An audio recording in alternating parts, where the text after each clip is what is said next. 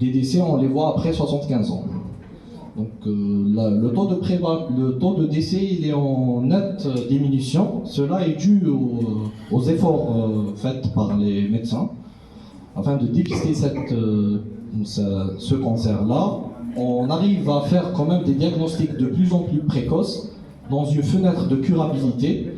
Et aussi, on a l'amélioration des soins, des molécules et tout. Donc, on arrive quand même à mieux gérer cette pathologie-là. Donc, comme on voit ici, c'est quelques statistiques de l'INSP. C'est des statistiques d'Alger. Donc, on voit quand même que le taux de prévalence spécifique pour 10 000 habitants, il est quand même estimé à 26%. On voit ici aussi qu'en 2019, c'était le cancer numéro 1 à Alger. Il a quand même dépassé le colorectal, donc avec un pourcentage à 34%. Pour les facteurs de risque, c'est quoi les facteurs de risque de l'ADK de la prostate? On a déjà dit que c'était un cancer qui est plus fréquent chez l'homme adulte, donc l'âge est déjà un facteur de risque. Mais le facteur de risque le plus important, c'est la génétique. La génétique, on a plusieurs types. On a tout ce qui est monogénique, c'est à 5% généralement. On a l'hérédité polygénique, c'est à 75%. Et quand même, en étudiant l'ADN, on a trouvé quand même généralement les gènes qui sont en cause. Parmi eux, les plus fréquents, c'est le BRCA1, le BRCA2 et le OXB13. Donc en ce qui concerne le BRCA1, généralement, c'est un gène qui quand même, il augmente la prévalence du cancer de la prostate. Cependant, le BRCA2 et le OXB13, généralement, c'est en faveur d'une augmentation de la prévalence ainsi que l'agressivité. Généralement, les personnes qui présentent des anomalies génétiques BRCA2 ou bien le OXB13, ils font des cancers précocement, à l'âge de 35 ans, 40 ans, et généralement c'est plus agressif que le reste de la population. Pour cela, on a instauré un dépistage plus précoce que la population générale. On verra ça plus tard. Donc on a aussi l'exposition au chlordécone. Maintenant en France, c'est quand même considéré comme une maladie professionnelle. Elle est inscrite dans le tableau. Pour toute personne qui a été exposée à plus de 10 ans au chlordécone, avec une exposition qui date de plus de 40 ans à l'avant. Donc l'obésité, le régime riche en graisse animale et tout ce qui est facteurs hormonaux, c'est quand même des facteurs de risque putatifs. On a la prévention. La prévention, on donne souvent du sélénium, de la vitamine D. Les études ont montré qu'il n'y avait aucune efficacité. Donc l'activité physique et la réduction de la consommation de viande, elle est recommandée. On voit ici les recommandations qui disent que il n'y a aucune modalité spécifique de prévention à l'heure actuelle. Donc il n'y a rien qui prévient ou qui réduit l'incidence de ce cancer, sauf tout ce qui est dépistage et diagnostic à temps. Donc on va parler un peu de la génétique, l'oncogénétique. On a dit que les personnes qui présentaient des aberrations, des anomalies génétiques, quand même, on va faire ce qu'on appelle l'enquête d'oncogénétique. On va dépister ces familles-là, ces personnes-là, et on va instaurer chez ces familles qui présentent des facteurs de risque génétique de cancer de prostate une détection précoce.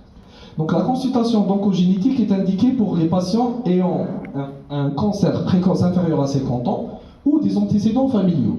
Donc s'ils ont des apparentés de premier ou deuxième degré, là on va quand même chercher cette famille-là ou cette population-là, le cancer de prostate à un âge plus précoce. Donc généralement le dépistage précoce, on le fait avec un taux de PSA et un toucher rectal dès 40 ans chez ces personnes-là.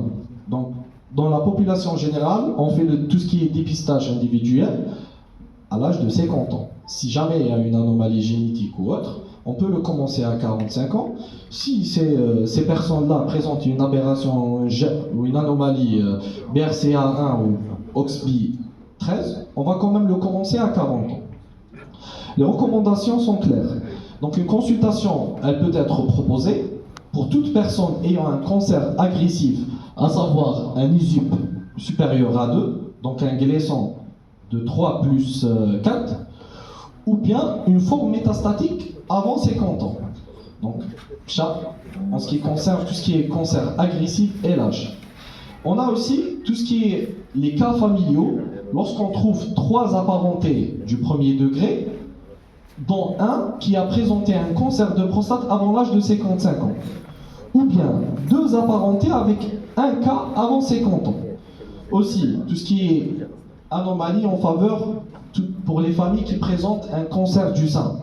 Donc il y a aussi une association entre le cancer du sein et de l'ovaire et le cancer de la prostate. Donc il y a eu des recommandations pour les formes héréditaires liées au cancer du sein et le cancer de l'ovaire.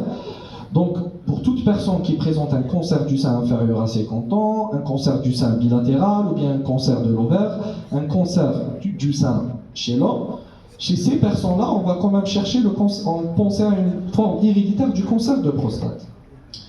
Pour la détection, le dépistage et la détection précoce, on a ce qu'on appelle le dépistage organisé. Donc on va prendre toute l'Algérie, on va faire à tout le monde un taux de PSA et un toucher rectal. Donc les études ont montré qu'il n'y avait aucune recommandation qui incite à faire ça. Donc le dépistage de masse, il ne sert à rien. On ne va pas aller faire un dépistage pour toute l'Algérie, pour toute personne supérieure à 50 ans. On va leur faire un taux de PSA et un toucher rectal. Quand même, ça va coûter très cher et ça va induire à faire un surdiagnostic et un surtraitement. Donc on va traiter beaucoup de cas de cancer de prostate qui sont, on va dire, infracliniques, qui ne vont pas faire du tort aux malades, ils ne vont pas vraiment avoir des complications ou être cliniquement, on va dire, il ne va pas développer de formes métastatiques ou des formes qui va léser ce malade-là, même après 10 ans, 20 ans ou autre. Donc les études ERSPC et l'étude PLCO ont montré des résultats qui n'avaient aucune réduction de taux de mortalité en faisant ça. Donc le dépistage organisé, il n'est pas recommandé. En ce qui concerne le dépistage individualisé, généralement c'est des dépistages ciblés. Les recommandés, on va prendre chaque personne, on va lui expliquer ce que signifie un dépistage individuel ou une détection précoce, en quoi consiste le traitement, les modalités du dépistage, c'est quoi la suite de ce dépistage, qu'est-ce qu'on pourrait faire comme traitement, qu'est-ce qu'on prévoit et tout. Donc généralement il est recommandé pour les personnes qui ont une espérance de vie supérieure à 10 ans. Donc une personne polytarée qui a 75 ans, qui est cardiopathe, hypertendu, qui présente une insuffisance rénale, une insuffisance cardiaque, qui a une espérance de vie, on va dire, de 3 à 4 ans, ça ne sert à rien d'aller dépister le cancer de la prostate, alors que si on le diagnostique, même si on ne le traite pas, il n'aura pas d'effet sur ce malade-là. Donc les recommandations sont claires. Généralement, si toute personne, on va faire le dépistage individuel, si toute personne qui a une espérance de vie supérieure à 10 ans, on a dit que ce dépistage-là, on le commence à l'âge de 50 ans. Et pour toute personne qui présente des antécédents familiaux ou bien des mutations BRCA1, on peut la commencer à 40 ans. Donc maintenant, les nouvelles recommandations prévoient de faire le dépistage individuel dès le PSA à 3. On commence quand même à faire une consultation chez l'urologue afin de faire un toucher rectal, une IRM, pour voir la suite s'il y a indication de faire une biopsie ou pas. Donc les outils de détection, on a déjà dit que c'était le PSA total, le toucher rectal. Maintenant, c'est recommandé systématiquement de faire une IRM de la prostate multiparamétrique avant de faire une biopsie. Donc pour toute PSA supérieure à 3 nanogrammes par millilitre, donc on va classer, s'il y a des lésions, on va les classer selon la classification PIRATS, et cette IRM-là, elle va nous guider à faire les biopsies. Donc l'IRM, elle ne va pas nous faire le diagnostic reste histologique. Donc on va faire la biopsie, on va faire l'étude anatomo-pathologique, et on va étudier s'il y a l'adénocarcinome, s'il y a ce cancer-là ou pas. Mais l'IRM, elle nous aide à guider la biopsie. Parce que la biopsie, généralement, on va la faire sous échographie, par voie éco-guidée. Donc, les modalités de détection précoce, généralement, c'est pour toute personne avec une probabilité estimée avec une survie estimée à supérieure à 10 ans. Donc, il faut informer le malade. c'est quoi le dépistage, en quoi il consiste et tout. Il faut qu'on ait le consentement du malade. On va rechercher chez ce malade-là des antécédents familiaux du cancer de prostate. On va aussi chercher les facteurs de risque ethniques. Donc si jamais c'est un Africain ou un Afro-Caribéen, cette population-là, elle a un risque plus élevé de développer un cancer de prostate. Donc comment on va faire cette détection précoce? On va la faire avec un toucher rectal et le taux de PSA. On va le commencer à partir de 50 ans chez la population générale, 40 à 45 ans chez les personnes à risque. Donc l'IRM, on a dit qu'avant toute biopsie, il faut faire une IRM afin de guider la biopsie. Donc l'IRM multiparamétrique, il est recommandé avant la biopsie avec une sensibilité de 91% pour toute anomalie, on va dire, pour tout cancer ISUP supérieur ou égal à 2. Donc l'IRM, il améliore la détection, il réduit les biopsies inutiles. Donc si jamais on a un cancer de prostate avec un ISUP, avec un grade ISUP supérieur ou égal à 2, les études ont montré qu'il y avait une sensibilité de 91% que cette IRM-là soit juste. Donc le schéma de biopsie en fonction de l'IRM. On a dit que l'IRM elle est systématiquement faite avant toute biopsie. Donc en cas d'IRM positif, avec une IRM positive, c'est tout ce qui est PIRATS 4 ou 5. Donc on va faire une biopsie systématisée. Généralement la biopsie, on prend la prostate, on la divise en 3, en 2, tout ce qui est lobe droit, lobe gauche. Après chaque lobe, on le divise en 3, la base, la partie médiane et l'apex. Donc dans chaque sextant, on va faire 2 biopsies. Donc ce qu'on appelle la biopsie systématique. Donc c'est 12 carottes, 2 sur chaque sextant. En plus de ça, on va biopsier tout ce qui est lésion cible, décrite à l'IRM. C'est à ça que ça sert l'IRM, c'est pour augmenter la sensibilité de cette biopsie-là. Donc pour tout ce qui est indication d'une biopsie avec une IRM, si on trouve généralement une anomalie au PSA, on fait une IRM. Et qu'on trouve que l'IRM, il est non suspect, un PIRATS 1 ou 2, on peut ajouter à cela les dérivés du PSA. C'est ce qu'on appelle la densité du PSA. Elle va quand même nous donner elle va nous guider pour l'indication de biopsie ou pas. Donc pour toute densité inférieure à 10 nanogrammes par millilitre, ça va quand même nous proposer ou bien nous inciter à faire une surveillance.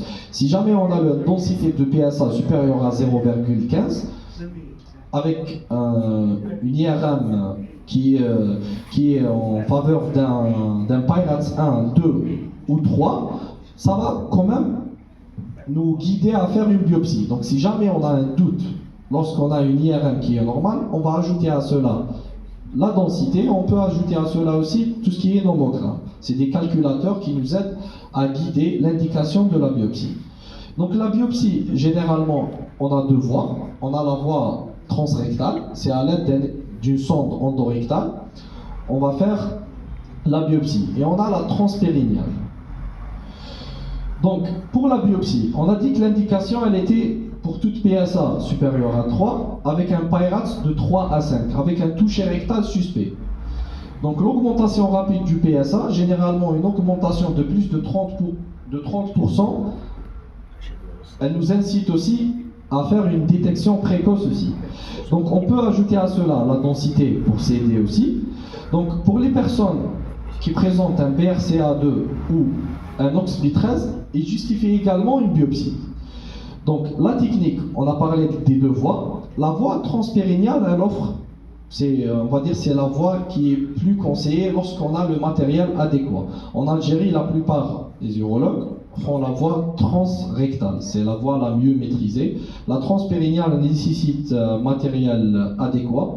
Elle n'est pas très disponible. Mais elle offre moins de risques infectieux. Généralement, la transpérinéale nécessite une antibiothérapie avant la biopsie. Cependant, la transpérinéale, ça nécessite même pas une antibioprophylaxie. Donc, on a dit que la transpérinéale offrait moins d'infections post-opératoires et elle a une meilleure précision, surtout pour tout ce qui est lésions loin de tout ce qui est antérieur. On a la prostate, on a une partie qui est un peu mal biopsiée à la biopsie transrectale. Donc on a aussi la fusion IRM-écho, c'est pour cibler mieux les lésions aussi. Donc, on a les recommandations en ce qui concerne la biopsie. Une antibioprophylaxie est toujours proposée en cas de biopsie transrectale. On a dit que la transpérinéale ne nécessitait pas cette antibioprophylaxie. On a l'anesthésie locale. Généralement, on fait une infiltration et un bloc périprostatique à l'aide de la xylo à 2%. Donc, on a déjà parlé de la technique de la biopsie. Lorsqu'on a un PSA très élevé avec une infiltration massive de la prostate, on peut juste faire que quelques carottes. On peut faire 2 à 6 prélèvements de chaque lobe, donc 6 carottes pour l'ensemble de la prostate. Donc le CBU n'est pas tout le temps systématique. On va rechercher une infection urinaire cliniquement, donc on va demander le malade est-ce qu'il présente des signes du bas appareil urinaire ou autre. Donc si le malade ne présente pas de signes d'infection, on ne va pas systématiquement faire un ECBU pour tout malade avant la biopsie. Ici on peut voir un schéma pour aider à la décision de la biopsie. Donc en cas de suspicion, on va faire quand même un interrogatoire, on va demander l'historique familial, on va rechercher tout ce qui est anomalie génétique, on va demander l'origine et tout. On va faire un toucher rectal et un taux de PSA. Si jamais on a un toucher rectal suspect ou un taux de PSA qui est élevé, on va demander une IRM prostatique avant la biopsie. Donc si jamais l'IRM elle revient en faveur d'un PIRATS, ici, en faveur d'un PIRATS 1 ou 2, ou bien un PIRATS 3, on va quand même refaire une autre évaluation. On va aussi calculer la densité du PSA. Si jamais la densité du PSA est supérieure à 0,15, on va faire la biopsie. Si jamais elle est inférieure, on peut quand même continuer la surveillance. Si jamais c'est un PIRATS 4 ou 5, on va faire une biopsie prostatique systématique avec une biopsie ciblée, qui est guidée exactement là où il y a le nodule, où il y a l'anomalie. Donc, après cela, on va faire une étude anatomopathologique du prélèvement. On va faire l'histologie, tout ce qui est grade. On va classer ça selon la classification d'Amico. C'est une classification qui comporte le taux de PSA, les données du toucher rectal et le type histologique. Donc, on va classer selon d'Amico ce cancer-là en faible risque, en risque intermédiaire et en haut risque. Généralement, le faible risque, c'est tout ce qui est PSA inférieur à 10, un stade clinique T1C ou T2A, et un USIP qui est à 1, donc un gléson 3+3. Tout ce qui est risque intermédiaire, généralement, c'est un USIP 2 ou 3, avec un PSA entre 10 et 20, et un toucher rectal à un T2B. Ça veut dire que ça ne touche pas les deux lobes. Donc, en ce qui concerne le haut risque, généralement c'est un USUP 4 ou 5 avec un PSA supérieur à 20 et un stade clinique 3 ou 4.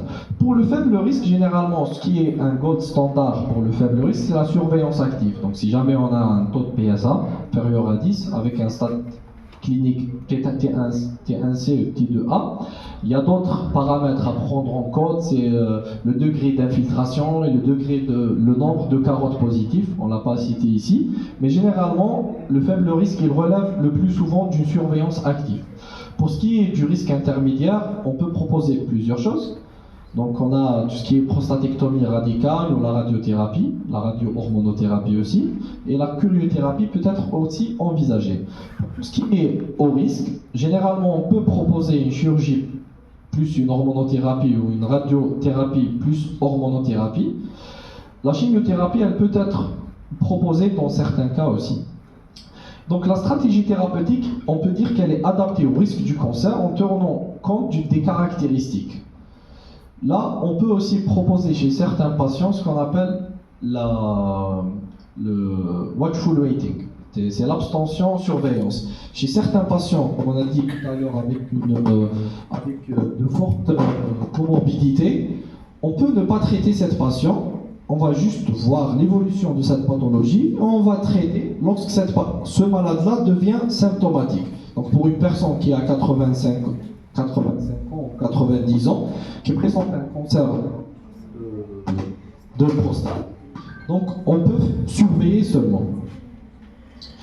Donc les perspectives du futur, donc généralement pour le dépistage, il peut être basé sur l'IRM afin de réduire les biopsies inutiles. Ce n'est pas encore recommandé.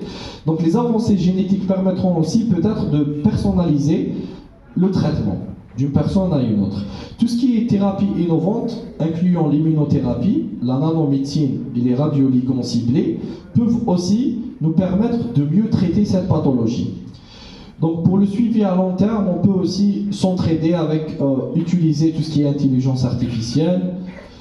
Ça va peut-être nous offrir de meilleures prises en charge pour nos malades. Donc les dernières recommandations, elles intègrent beaucoup d'avancées scientifiques pour optimiser le dépistage et le traitement de cancer de prostate localisé. Donc elle favorise une prise en charge personnalisée et elle peut réduire tout ce qui est surtraitement, parce qu'il y a plusieurs cas de surtraitement si on fait un dépistage de masse. Donc ces recommandations elles permettent de mettre en avance tout ce qui est IRM et biomarqueurs afin d'adapter le traitement individuel des patients. Donc on espère mieux prendre en charge le cancer de prostate en Algérie, chose qui est en bonne route. Ok, je vous remercie.